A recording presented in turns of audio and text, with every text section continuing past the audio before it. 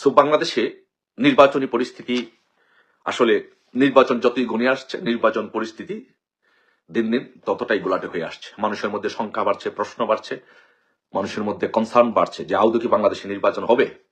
কারণ যেই কনসার্নটি মানুষের মনে সবচেয়ে বেশি, সেটি হচ্ছে যে বাংলাদেশে প্রায় 60% ভোটারের জনপ্রতিনিধিত্ব করে হচ্ছে বাংলাদেশ আওয়ামী লীগ সহ 14 দল সহ অন্যান্য রাজনৈতিক দলগুলো। এই 60% ভোটারের সেই 60% ভোটারকে বাদ দিয়ে, তাদেরকে ইগনোর করে বাংলাদেশে কি আদৌ একটি ইনক্লুসিভ একটি নির্বাচন সম্ভব?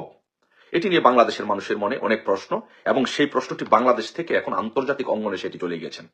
আর আন্তর্জাতিক অঙ্গনে যখন এই জিনিসটি চলে গিয়েছেন, আন্তর্জাতিক, আমি সবসময় বলি যে বাংলাদেশ আসলে এখন শুধু বাংলাদেশ একটি দেশ না, বাংলাদেশ হচ্ছে একটি গ্লোবাল ভিলেজ। আপনি পুরো বিশ্বটাকে একটা গ্লোবাল ভিলেজ ধরতে পারেন। এটা পুরোটা বিশ্বই একটা দেশ আরেকটা দেশের সাথে কানেক্টেড। যে বর্তমান সময়ে আন্তর্জাতিকভাবে যেভাবে প্রত্যেক ডিজিটালাইজেশনের যুগে এমন হয়েছে যে আপনাকে পুরা পৃথিবীটাকে একটা গ্লোবাল ভিলেজ বলতে পারেন। তো সেই দিক থেকে এখন বাংলাদেশের নির্বাচন ইস্যুটা এখন আন্তর্জাতিক অঙ্গনে চলে গেছে। আপনি সাম্প্রতিককালে যদি কিছু, আমি যে প্রশ্ন করেছি, আমি যে কনসার্নটা রেজ করেছি বাংলাদেশে যে আজও নির্বাচন হবে কিনা, নাটকীয় পরিস্থিতি মন নিবে, বা আওয়ামী লীগ ছাড়া নির্বাচন হবে কিনা, বা নির্বাচন পিছাতে পারে, আওয়ামী লীগের জন্য নির্বাচন পিছাতে, এই যে প্রশ্নগুলো, এগুলো কেন উদ্ভব হচ্ছে, কেন মানুষ করছে, আসলে একটু বিশ্লেষণ করি, ব্যাখ্যা করি, দেখি।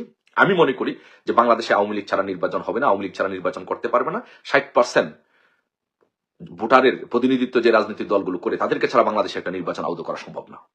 কেন সম্ভব না আমি বলি, দেখেন। যা গতকালকে ব্রিটিশ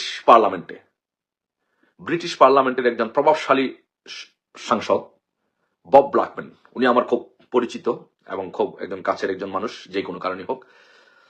তো উনি গতকালকে উনি সহ আরো 4 জন সংসদ সদস্য সংসদে এটি নিয়ে প্রশ্ন তুলেছেন, বাংলাদেশের নির্বাচন নিয়ে প্রশ্ন তুলেছেন। খুব সিরিয়াসলি উনি প্রশ্নটা তুলেছেন, যে বলেছেন বাংলাদেশ আওয়ামী লীগ এখনো ব্যান, নিষিদ্ধ। উনি এইভাবে বলেছেন, ক্যাটাগরিক্যালি বলছে বাংলাদেশ আওয়ামী লীগ এখনো ব্যান।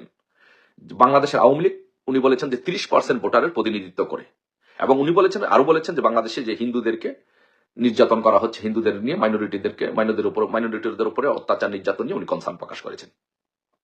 তো কিভাবে সম্ভব বাংলাদেশে একটা নির্বাচন, ইনক্লুসিভ নির্বাচন হওয়া, উনি কনসার্ন প্রকাশ করেছেন, এবং উনি জানতে চেয়েছেন ফরেন সেক্রেটারির কাছে এই ব্যাপারে ওনারা কি পদক্ষেপ নেবেন। তার মানে হচ্ছে এমফাসাসটা দেখেন আপনারা, যে উনি এমফাসাইজ করে জানতে চেয়েছেন ফরেন সেক্রেটারির কাছে যে ওনারা কি অ্যাকশন নেবেন এই ব্যাপারে।